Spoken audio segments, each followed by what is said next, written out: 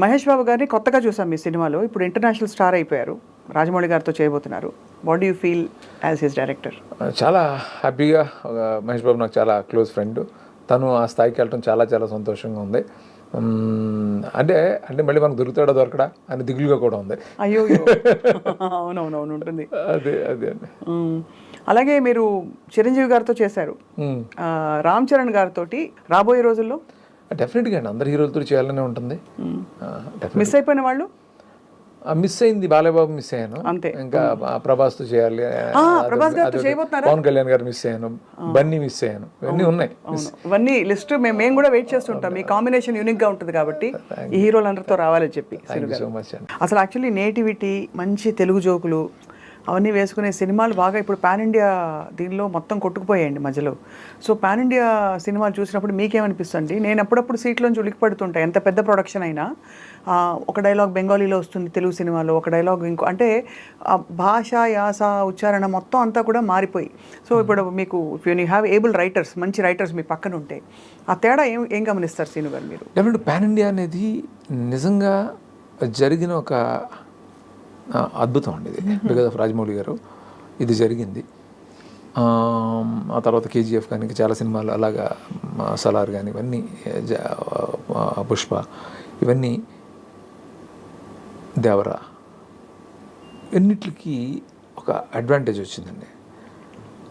ఇది నిజంగా చాలా పెద్ద విషయం. అంటే ఏదైనా కూడా అండి కథ, ఆ కథకి ఆ పాన్ ఇండియాకి వెళ్ళి ఆ లక్షణాలు ఉంటే, లేకపోతే ఆ హీరోకి ఆ పొటెన్షియల్ ఉంటే, ఆ సైజు ఉంటే డెఫినెట్గా ఇది ఒక ఆపర్చునిటీ.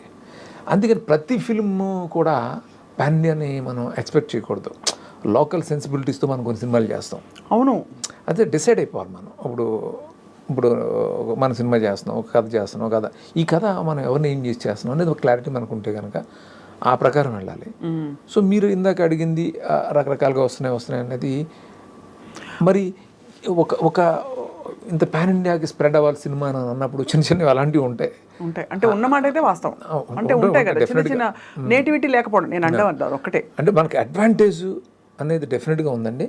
బట్ ఇక్కడ చాలా అర్థం చేసుకోవాల్సిన ఆలోచించండి, ఈ కథకి ఆ పాన్ ఇండియన్ పొటెన్షియల్ ఉందా, ఈ స్టార్కి ఆ పొటెన్షియల్ ఉందా, లేకపోతే ఆ సైజ్ ఉందా, ఇవన్నీ చూసుకుని మనం ప్లాన్ చేయాలి తప్ప ప్రతి సినిమా పాన్ ఇండియా అని అనుకోవడం కుదరదు. కొంచెం అంటే ఒక చిన్న మిడ్ రేంజ్ హీరో కానీ లేకపోతే చిన్న హీరోని ఎవరిదైనా కూడా పాన్ ఇండియాకి వెళ్ళొచ్చు.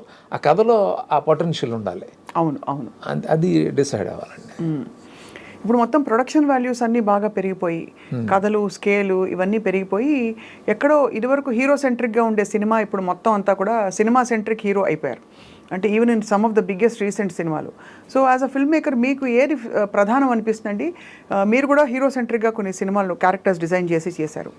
బట్ మీ దానిలో అంత కొట్టొచ్చినట్టు హీరో కోసమే బలవంతంగా రాసినట్టు ఎప్పుడూ అనిపించలేదు. న్యాచురల్గా ఉండేది. మీకేమనిపిస్తుంది శ్రీనివాట్ల గారు? ఏది ప్రధానం ఇప్పటి రోజుల్లో సినిమాకి? కథ ఆత్మ, ప్రొడక్షన్ ఆత్మ, టెక్నికల్ వాల్యూస్ ఆత్మ, సంగీతం, వాట్ ఈస్?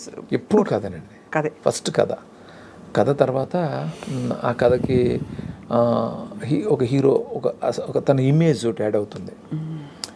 ఆ తర్వాత ప్రతిదీ కూడా టెక్నికల్గా ఆ సినిమాని కొన్న బడ్జెట్ని బట్టి ఎంత బాగా తీసుకెళ్ళాలి, ఇవన్నీ ఇంపార్టెంట్. ప్రొడక్షన్ ఇంపార్టెంట్, ప్రమోట్ చేసే ప్రొడ్యూసర్స్ ఇంపార్టెంట్, అన్నీ కలెక్టివ్గానండి. అవును కరెక్టే. సో అన్నీ కలగలిసి దానికి తగ్గట్టుగా ఉండే ప్రొడక్షన్ అయితే అది ఆడియన్స్కి నచ్చి అది. ఎగ్జాక్ట్లీ అండి. మీరు ఈ మధ్య చూసిన సినిమాలలో మీ సినిమాలు కానివి, what did you like the most? చాలా సినిమాలు ఉన్నాయి కానీ ఇమ్మీడియట్గా ఇన్స్టెంట్గా అడిగితే మనం కూడా చెప్పాను నేను, మహారాజా అనే ఫిల్మ్ నాకు చాలా బాగా నచ్చిందండి. విజయ్ సేతుపతిది. అంటే స్క్రీన్ ప్లే చాలా టెరిఫిక్గా చేశారు. జనరల్గా కొరియన్ ఫిల్మ్ లాగా ఉంటుంది అది. మన ఇండియన్ ఫిల్మ్స్లో మన సౌత్ ఫిల్మ్ అంత బాగా చేశారు. చాలా నచ్చింది నాకు ఆ సినిమా. పొన్నియిన్ సెల్వన్ మీకు అర్థమైందండి? అర్థమైంది. అందరూ అంటే కొంచెం చిన్న ఉంటే ఆ పేర్లు ఎక్కువ. అంటే నిజంగా ఆడియన్స్కి చాలా టైం పట్టింది. It's a beautiful production. అవునండి. కానీ ఆ పేరు, రాజుల పేర్లు, హిస్టరీ పాఠం కొంచెం కూడా వాళ్ళకి, తమిళ వాళ్ళకి అందరికీ వాళ్ళకి తెలుసు కాబట్టి ఆ హిస్టరీ వాళ్ళకి ఈజీ ఉంటుంది. మనకు కొంచెం కొత్త కదండి ఇవన్నీ. మనకు ఆ హిస్టరీ తెలియనప్పుడు ఆ పేర్లు కొంచెం మనకు కొంచెం బట్ ఇట్స్ గ్రేట్ డైరెక్టర్ ఆయన. అయినా అదేమి అసలు మనం అనే ఇది లేదు కానీ అంటే అలాంటివి చూసినప్పుడు చాలా అంటే బ్రెయిన్ పవర్ ఎంత మనం పెట్టాలి అవి గుర్తుంచుకుని ఇంటికి వెళ్ళి కథ చెప్పాలనుకోండి ఎవరికైనా, అప్పుడు వస్తుందన్నమాట అసలు విషయం.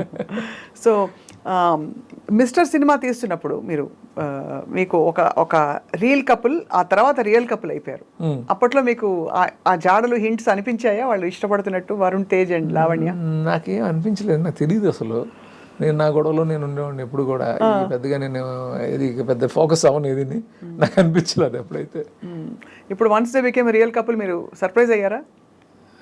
ఒక వరుణ్ ఎప్పుడు తను ఇది కోసం ఫోన్ చేసినప్పుడు తను చెప్పాడు ఇట్లాగా, అది గుర్తు చేసాడు అనమాట. ఆ టైంలో అలా జరిగిందని చెప్పి గుర్తు చేశాడు నాకు. అప్పుడు అవునా నాకు తెలియదు.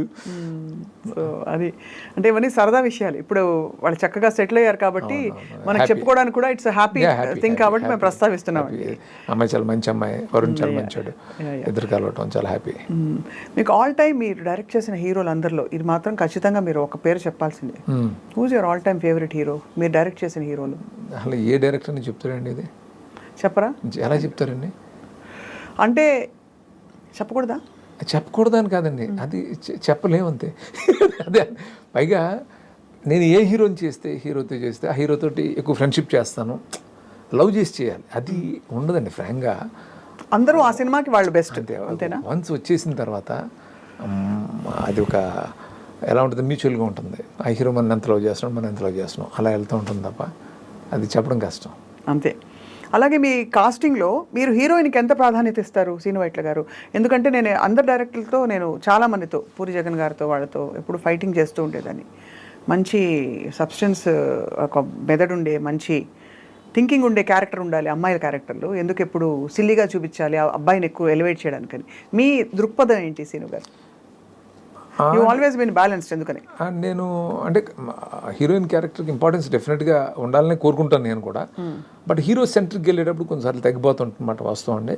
అలా అని చెప్పి నేను ఎప్పుడు హీరోయిన్ క్యారెక్టర్ని ఇలా చేయను, నేను ఒక క్లాస్ మెయింటైన్ చేస్తాను ఎప్పుడు కూడా. అవునవును, ఎందుకంటే కొంచెం ఎంటర్టైనింగ్గా చెప్పడానికి ట్రై చేస్తాను. అంటే నా సినిమాలో ప్రతి క్యారెక్టర్ ఎంటర్టైనింగ్గా ఉండాలని కోరుకుంటాను కాబట్టి, పర్టికులర్గా హీరోయిన్కి ఎక్కువ స్పేస్ ఉంటుంది కాబట్టి ఆ అమ్మాయి క్యారెక్టర్ని కూడా ఎంటర్టైనింగ్గానే డిజైన్ చేయడానికి ట్రై చేస్తుంటానండి. బట్ ఎక్కడ కూడా ఒక మీరు సినిమాలు చూస్తారు కదా తెలుస్తుంది. రాబోయే సినిమాల్లో కామెడీ కాకుండా ఇంకా ఏ జానర్స్లోకి శ్రీను వైట్ల గారు అడుగు పెట్టబోతున్నారు? అంటే నేను ఏ జానర్లో సినిమా తీసినా కామెడీగా ఎంటర్టైనింగ్గా చెప్పాలి అంతేనండి.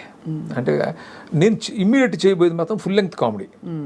అందులో కొంచెం యాక్షన్ ఉన్నా కూడా ఈ టెంప్లేట్లో ఉండదు. అంటే కొంచెం ఏదో రివెంజ్ ఇలాంటిది కాదండి అది. సో ఆ సిచ్యువేషన్లోనే యాక్షన్ వస్తూ ఉంటుంది, ఆ టెన్షన్లు వస్తూ ఉంటాయి, అలా ఉంటుంది. లొకేషన్స్కి ఎంత ప్రాధాన్యత ఇస్తారండి? ఈ సినిమా విశ్వం ఫర్ ఎగ్జాంపుల్ ఇటలీలో చాలా తీశారు, హిమాచల్ ప్రదేశ్లో తీశారు, మంచి మంచి గోవా కూడా వెళ్ళారు. సో ఇంకా కళ్ళకి ఫీస్ట్. నేను డెఫినెట్గా అండి అది చాలా ఎప్పుడు నా సినిమా ఎప్పుడు విజువల్గా ఒక ట్రీట్ లాగా ఉండాలి సినిమా అని అనుకుంటాను ఎప్పుడు నేను. దానికోసం కొంచెం ఎక్కువ ఇదే చేస్తాను. అంటే లోకేల్స్ కొత్తవి పట్టుకోవాలి ఇలాంటి ఆలోచనలు ఎప్పుడు ఉంటాయి నాకు. ఉంటాయి మీకు అయితే? ఈ పర్టికులర్గా ఈ విషయంకి వస్తే ఆ మటేరాలో తీసిన ఎపిసోడ్ కానీ, గోవా ఇంటర్లో ఐలాండ్ బ్లాక్ కానీ, హిమాచల్లో ఫుల్ స్నోఫాల్లో తీసాను అది కానీ, ఇవన్నీ బాగా ప్లస్ అయినాయండి. అన్నీ వర్కౌట్ అయితేనే కదా ఒక సినిమా. చాలా టీడియస్ అండి సినిమా తీయడం అసలు అనుకుంటాం కానీ అబ్బోయ్ ఎంత వర్క్ గ్రౌండ్ వర్క్ చేయాలి, ఎంత ఇది చేయాలి, అంతా చేసి చూసేవాళ్ళు ఏం చేయకుండా చూసేవాళ్ళు మీకు సర్టిఫికేట్ మార్కులు ఇచ్చేయాలి, వేసేయాలి. అలాంటిది అఫ్ కోర్స్ చూసి ఈసారి మీకు గొప్ప మార్కులు వేశారు కాబట్టి it's beginning for you, new beginning. నేను చాలా థ్యాంక్ఫుల్గా ఉండాలండి ఈ విషయంలో. అంటే జస్ట్ వర్డ్ ఆఫ్ మౌత్ తోటి సినిమా హిట్ అయింది. చాలా అడ్వర్స్ సిచ్యువేషన్స్లో ఈ సినిమా వర్డ్ ఆఫ్ మౌత్ తోటి ఆడిందండి సినిమా. అది నిజంగా చాలా గ్రేట్ అండి. అంటే థర్డ్ వీక్ 300 థియేటర్స్ ఇంక్రీజ్ చేయటం అంటే అది మీరు అర్థం చేసుకోండి. అవును అవును, ఖచ్చితంగా అది అలా గ్రాడ్యువల్గా పికప్ అయింది. అప్పుడప్పుడు అనిపిస్తుంది మేబీ ఇదే కరెక్ట్ ఏమో అని. Cinema should speak for it self. లేకపోతే ముందే ఎక్కువ పబ్లిసిటీ చేసేస్తే ఏదో ఎక్స్పెక్టేషన్ పెట్టుకెళ్ళి. పబ్లిసిటీ చాలా ఇంపార్టెంట్ అండి. అంటే మాకు పబ్లిసిటీ ఎందుకు ఇంపార్టెంట్ అంటే అండి, ఫస్ట్ థియేటర్కి జనాన్ని తీసుకురావడానికి చెయ్యాలి. మేము అన్ఫార్చునేట్లీ అంటే ఎవరిని బ్లేమ్ చేయడానికి లేదు ఇక్కడ. డేట్ అనౌన్స్ చేసేసి ఇంకా డేట్కి ఇంకా ఛాన్స్ లేదు, ప్రమోట్ చేసే ఛాన్స్ లేదు మాకు. సాంగ్స్ కూడా రిలీజ్ చేయలేకపోయాం. చేయకుండా చేసినా హిట్ చేసినందుకు అందుకే చెప్తున్నాను చాలా థ్యాంక్ఫుల్గా, అంటే నాకు ఒక పెద్ద రిలీఫ్ ఇచ్చారు విషయం ద్వారా. కరెక్ట్, అవును. సో ఇప్పుడు చిన్న ర్యాపిడ్ ఫైర్ మీతో శ్రీనివాట్ల గారు. అఫ్ కోర్స్ మిమ్మల్ని ఇబ్బంది పెట్టే ప్రశ్నలు ఏమి అడగము, అంటే ఫేవరెట్ హీరో హీరోయిన్ అంటే మళ్ళీ మీరు ఇబ్బంది పడతారు కాబట్టి అవి అడగకుండా, మీరు డైరెక్ట్ చేసిన హీరోస్ కాకుండా మీ all time favourite screen hero ఎవరు, ఏ భాష, ఎనీవేర్? నేను చాలా సందర్భాల్లో చెప్పాను, నేను కృష్ణ గారు కృష్ణ గారు అంటే నాకు చిన్నప్పుడు కృష్ణ గారు అంటే చాలా ఇష్టం నాకు. సూపర్ టేస్ట్ అండి అసలు. Favourite heroine? హీరోయిన్లు మారిపోతూ వచ్చారండి చాలామంది, అంటే శ్రీదేవి గారు ఉండేవారు, ఆ తర్వాత ఒక్కొక్కరు అలా. రామ్ గోపాల్ వర్మ గారిని ఒక వర్డ్లో డిస్క్రైబ్ చేయాలంటే ఏం చెప్తారు? యూనిక్ అండి. యూనిక్. తిట్టకుండా పొగడకుండా వాళ్ళు చెప్పారు. యూనిక్ అండి. అవును, ఖచ్చితంగా. Just kidding. యూనిక్ అండి, నేను చూడలేదు అలాంటి మనిషి, ఇంకో మనిషిని నేను చూడలేదు. రైట్. బ్యూటిఫుల్. మీ ఫేవరెట్ హాలిడే డెస్టినేషన్? ఫేవరెట్ అంటే ఎక్కువ అంటే నేను వెళ్ళేది గోవా, స్విట్జర్లాండ్ ఇష్టం. Switzerland, okay. శ్రీనివాట్ల గారు ఖాళీగా ఉన్నప్పుడు ఏం చేస్తారు? ఆలోచిస్తారా, సినిమాలు చూస్తారా, లేక బాధపడతారా, సంతోషపడతారా, నవ్విస్తారా? నేను సినిమాలు చూస్తానండి, ఫ్రెండ్స్తో స్పెండ్ చేస్తాను, లేకపోతే పొలం వెళ్తాను, ఫామ్కి వెళ్తాను అంతే. మీ బెస్ట్ ఫ్రెండ్ ఎవరు? చాలామంది ఉన్నారండి, అంటే ఒక 10 మంది ఉన్నారు.